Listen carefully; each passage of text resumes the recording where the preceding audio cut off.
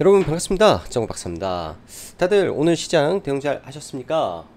우선 이틀 전에 미국 증시가 특히 나스닥이 마이너스 5%가 넘으면서 급락을 좀 했었는데요.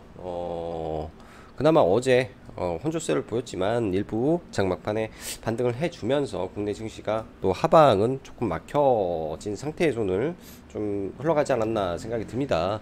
그렇지만 이제 국내 증시 같은 경우에는 이 선물 시장에서 외국인의 영향력이 워낙 크다 보니까 외국인의 선물 흐름에 따라 막 출렁이는 모습도 많이 보였었는데요. 아무래도 네, 이번 주에 또 미국의 여러 가지 경제 지표들 발표와 또 다음 주에 있을 FOMC 금리 인상 이슈가 남다 보니까 시장이 다소 무거운 감은 있을 거라고 보여집니다. 고로 FOMC 전까지는 최대한 보수적인 관점에서 그리고 시장을 이길 수 있는 섹터 혹은 정말로 강한 종목군들에서만 대응하는 전략이 저는 좋지 않을까라는 생각이 듭니다.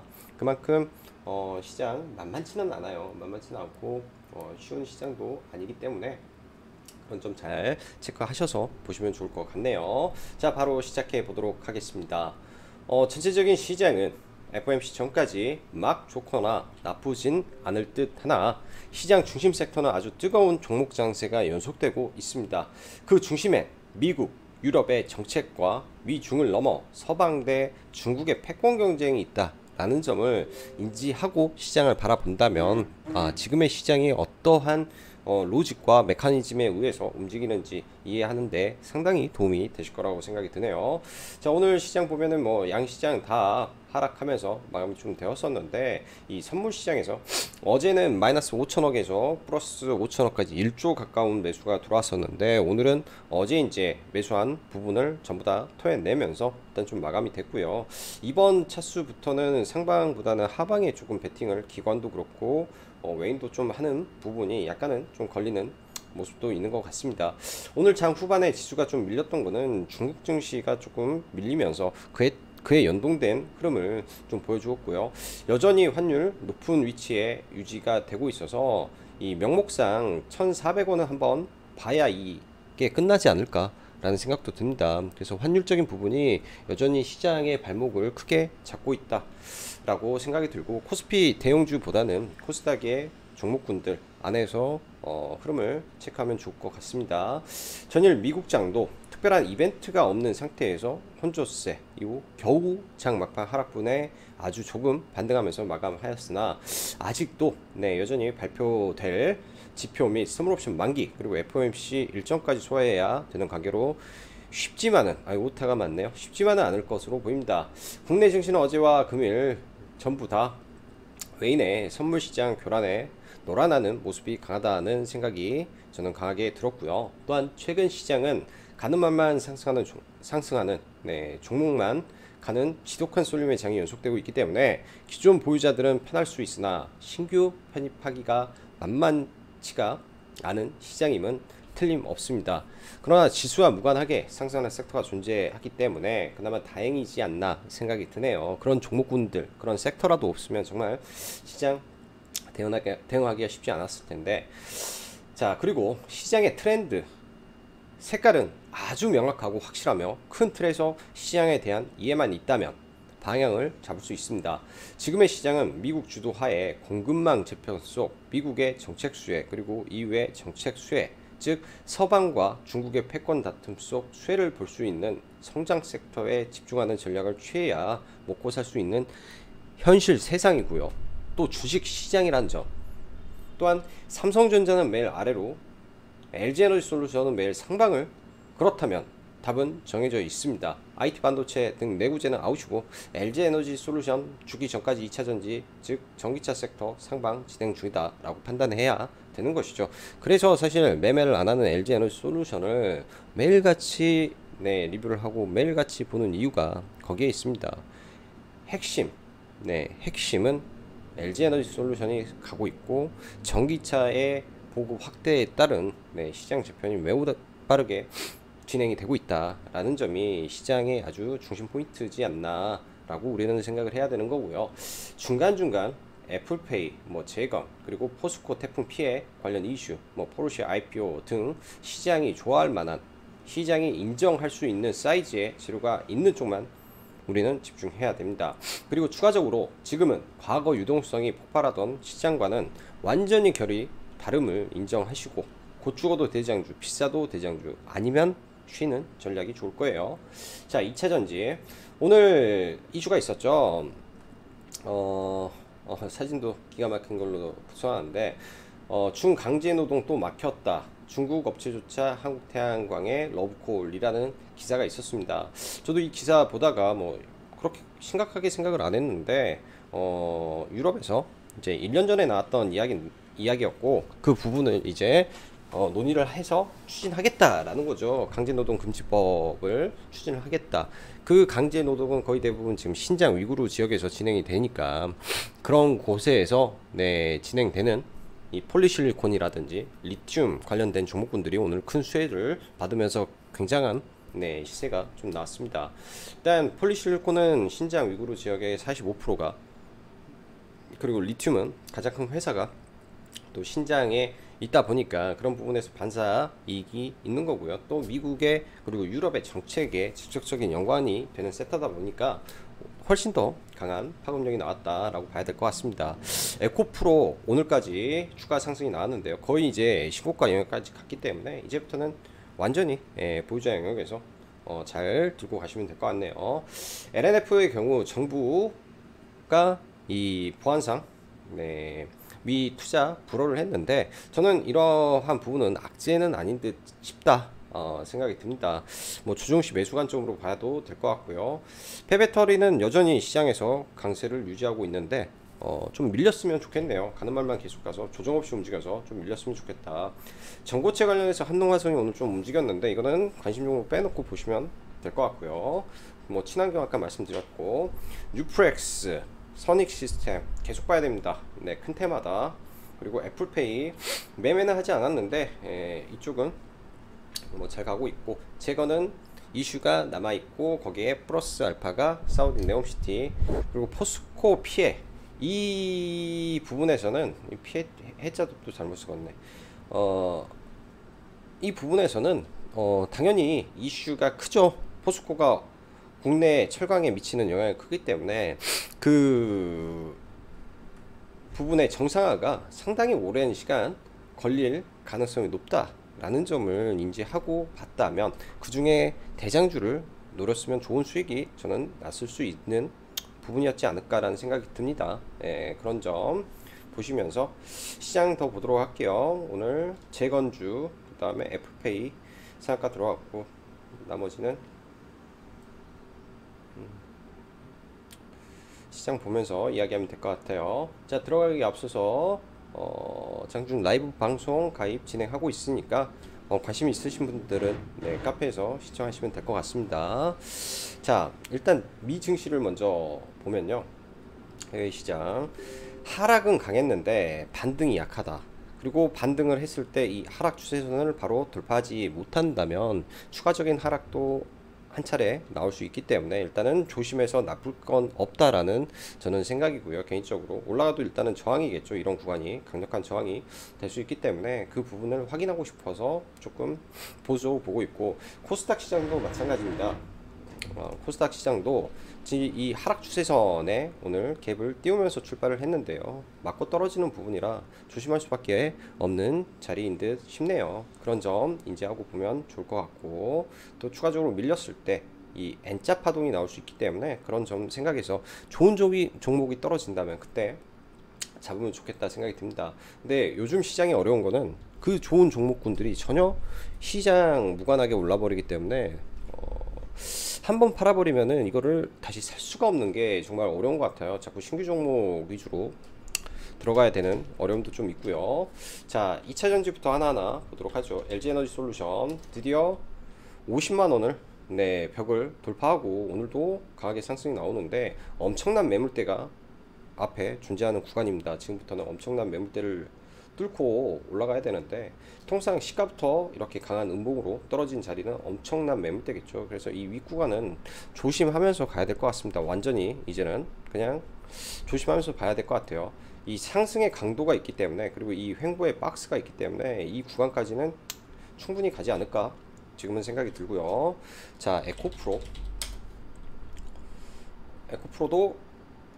거의 신고가 영역이죠.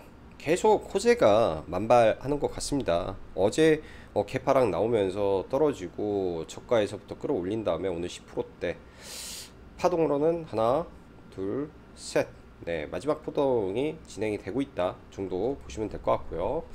보유하신 분들은 그냥 잘 끌고 가시면 될 것 같네요. 에코프로는. 자, 그리고 포스코 케미칼, 얘도 신고가 영역이기 때문에 속도가 다소 느려질 가능성이 있겠다 정도로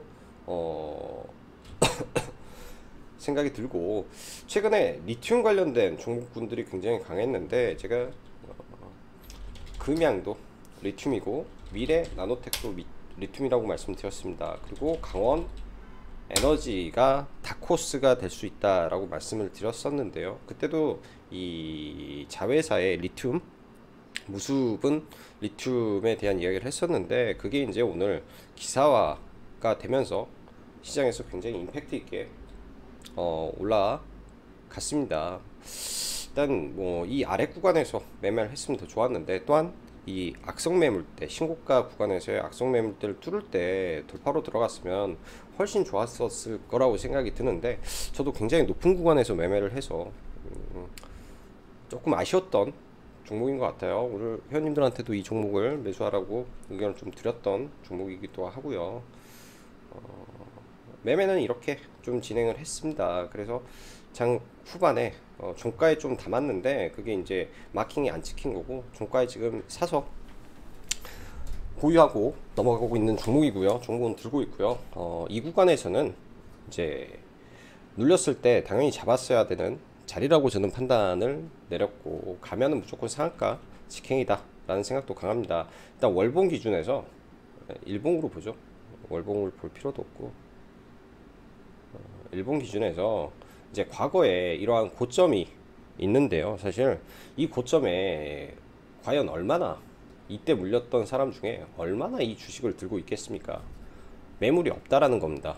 이 시절에 주식을 했던 사람들 얼마나 이 구간에서 사서 들고 있겠습니까? 매물이 저는 완전히 없는 구간에 돌입했다, 신고가 영역에 들어왔다 라고 보여집니다. 이 앞에 이런 거는 완전히 의미가 없고 그냥 명목상의 매물대겠죠. 명목상의 매물대. 그리고 만원을 트라이하는 구간이기 때문에 뭐 보유하신 분들이라면 만원 언제를 노려보는 것도 좋아 보이고요. 강한 상승이기 때문에 좀 밀리더라도 바로 끄집어 올라갈 수 있어서 내일은 마이너스권이 만약에 온다면, 네, 노려보는 전략도 단기적으로, 네, 저는 나쁘지 않을 것 같습니다. 오늘 제 기준에서는 강원 에너지가 최고의 S급 종목으로 저는 판단을 했었기 때문에 그 판단이 맞다면 쉽게 죽지는 않을 거라고 보여져요.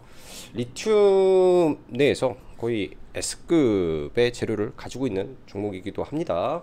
자, 자, 그리고 뭐 금양이랑 뭐 미래 나노텍은 벌써 바닥에서, 네, 벌써 바닥에서 뭐 4,000원대 종목이, 그러니까 5,000원 잡고 4배가 올라 버렸고, 미래 나노텍도 굉장히 많이 올라와 있는 상태죠. 그래서 좀 부담이 돼요. 이쪽은 좀 부담이 돼서 매매하기는 쉽지는 않을 종목 섹터다 라고 생각이 듭니다. 자, 그 밖에 태양광이 오늘 강했는데요. OCI가 이슈가 좀 붙으면서 좀 강하게 올라줬고, 이 종목은 이때는, 네, 첫 파동, 박스 돌파 파동이어서 이때는 좋았는데 그 이후부터는 이 위에 매물이 첩첩산중으로 쌓여 있어서 좀 들어가기가 좀 쉽지는 않은 것 같습니다. 들어가기가. 그래서 내일 만약에 이 장기 평선을 돌파했잖아요. 11만 7천원 구간 잠시 눌렸을 때 추가적으로 강한 매물이 출회가 되지 않는다면 한 번 정도 체크를 하고 봐볼 생각이고요. 현대에너지 솔루션, 예, 오늘도 추가 상승이 나왔는데 파동이 3파동이라 지금부터는 정말로 보유자만 끌고 가는 게 좋을 것 같네요. 보유자만 끌고 가는 게 정말로 좋을 것 같다 생각이 듭니다. 자, 그리고 오늘 원전 관련해서는 뭐 특별한 이슈가 있었던 건 아닌데요. 일단 반등을 좀 시도하는 모습이고요.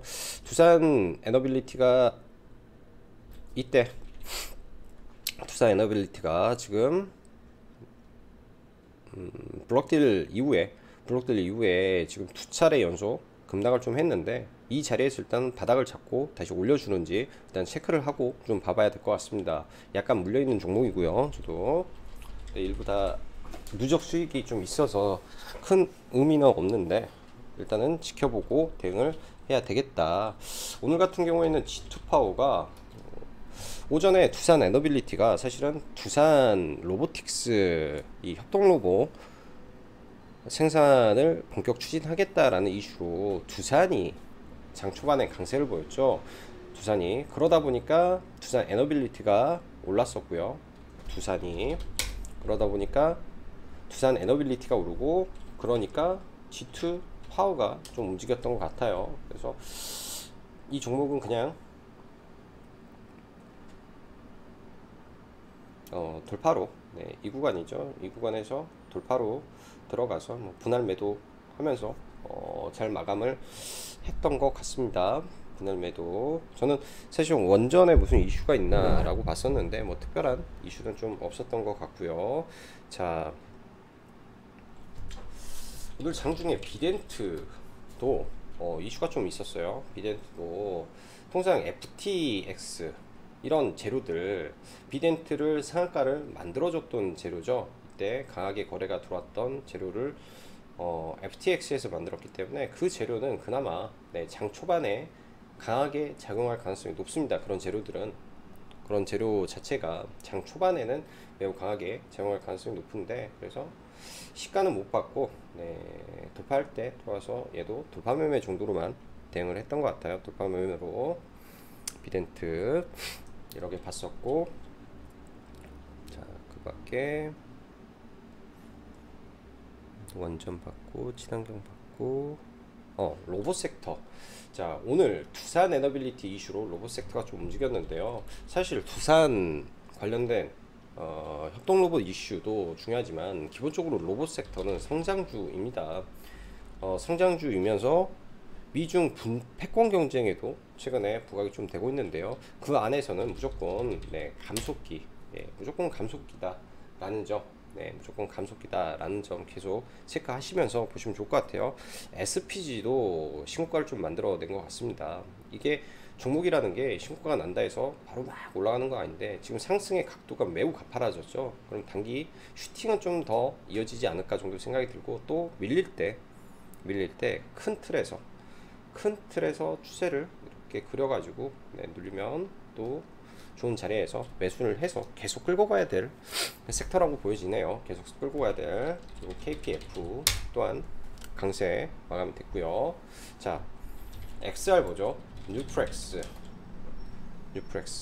장중에 오늘 거의 10% 가까이 또 추가 상승을 보였는데, 개인적으로는 너무 사고 싶습니다. 개인적으로 너무 사고 싶은데 조정이 좀 없어서 그렇고요. 제가 볼 때는 이 상방에서 조정을 보이다가 여기서 대파동이 한번 나올 것 같아요. 뭐 눌림도 크지 않을 것 같고요. 그래서 살짝 눌렸을 때 잡고 10월달 초에 바로 메타 컨퍼런스가 있고 10월 10일날 또 메타스퀘어 프로에 시판이 있기 때문에 그 전까지는 재료가 살아있는 종목이다 라고 저는 생각이 듭니다. 그래서 계속 봐야 될 종목으로 체크하시고 보시면 좋을 것 같네요. 자, 최근에 낙주 매매를 몇 차례 좀 했었는데요. 그건 나중에 영상으로 따로 한번 만들어 보면 좋을 것 같고, 어떤 원리에 의해서 낙주 매매를 했는지, S큐브를 그때 낙주 매매를 좀 했었고요. 그 다음에 오늘은 하나금융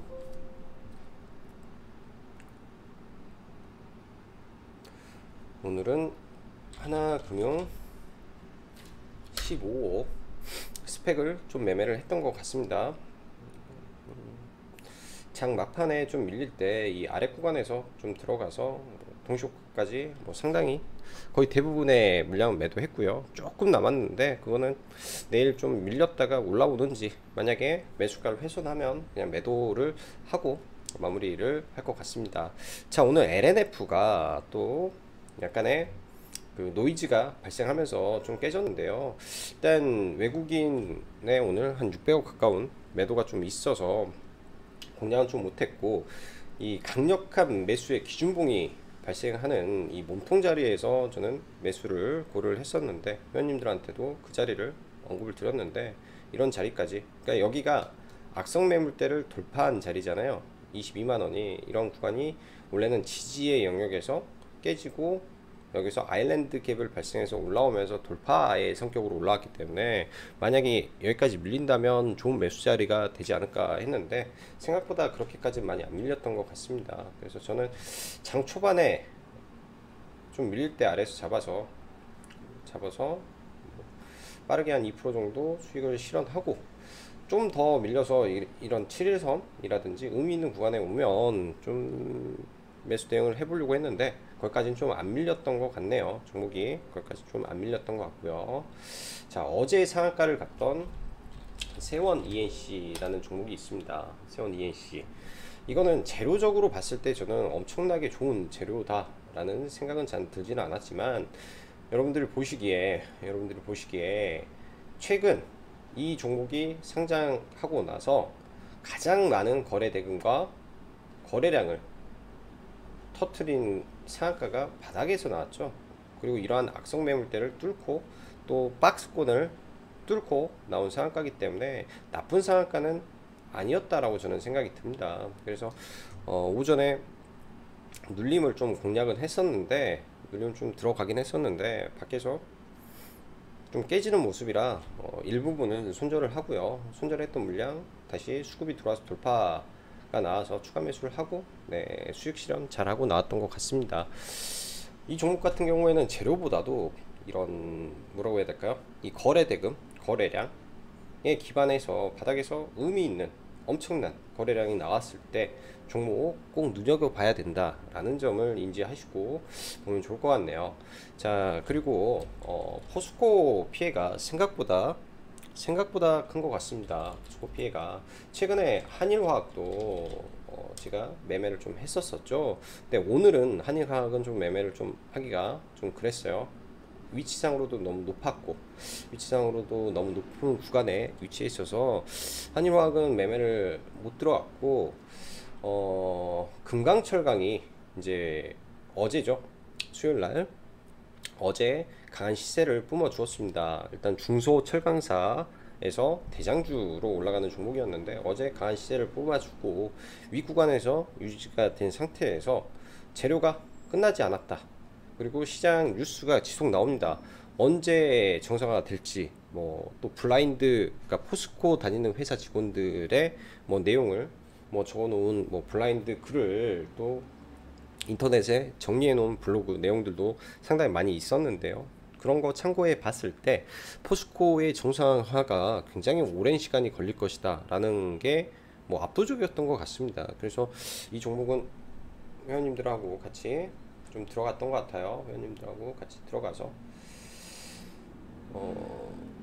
잘 사가지고 일단 시간 외에서 반은 팔았고요. 반은 가지고 좀 넘어가는 종목이 됩니다. 반은 팔고 반은 가지고 넘어가고, 아마 이제 내일 갭이 좀 높게 뜰 가능성이 높은데요. 시가 갭이 너무 많이 높게 뜨면은 이런 종목은 그냥 패스하고 이제 넘어가야 되겠죠. 갭이 많이 높게, 그래도 10% 이상은 떠버릴 걸로 예상을 하기 때문에 그런 점 생각하셔서 왜 조가 매수를 이런 자리에서 해야 되는지 그런 부분하고요.